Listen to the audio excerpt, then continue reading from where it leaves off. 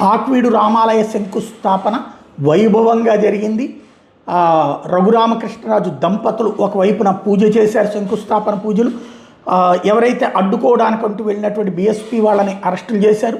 మిగతా ప్రశాంతంగానే సాగింది. అక్కడ కనుమూరి బాపిరాజు అక్కడికి వచ్చారు. అలాగే మాజీ టీటీడీ చైర్మన్, మాజీ ఎమ్మెల్యే, మాజీ మంత్రి అయినటువంటి కనుమూరి బాపిరాజు.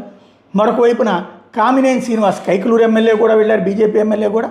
అయితే ఈ సందర్భంగా కనుమూరి బాపిరాజు చెప్పిన మాటే సంచలనం సృష్టిస్తోంది. 30 సంవత్సరాల క్రితం టీటీడీ చైర్మన్గా పనిచేసిన సందర్భంలో కంచి పరమాచార్యులు ఆయనకి సూచించారట, పెదపేట ఆకివీడులోని పెదపేటలో రామాలయం ఉంది, అక్కడ పూజలు జరగటం లేదు, జీర్ణోద్ధరణ చేయండి అని. అంటే వారి మనసులో కంచి పరమాచార్యులు ఏనాడో గ్రహించారు ఇక్కడ జరుగుతున్న అరాచకాన్ని. బాధ్యతాయుతమైన పదవిలో ఉన్నారు కదా అని ఆయనకి చెప్పారు, కానీ ఆయన చేయలేకపోయారు. అందుకనే ఇప్పుడు బాపిరాజు గారు ప్రత్యేకంగా వచ్చి ఈ విషయాన్ని శంకుస్థాపన సందర్భంగా చెప్పుకొచ్చారు.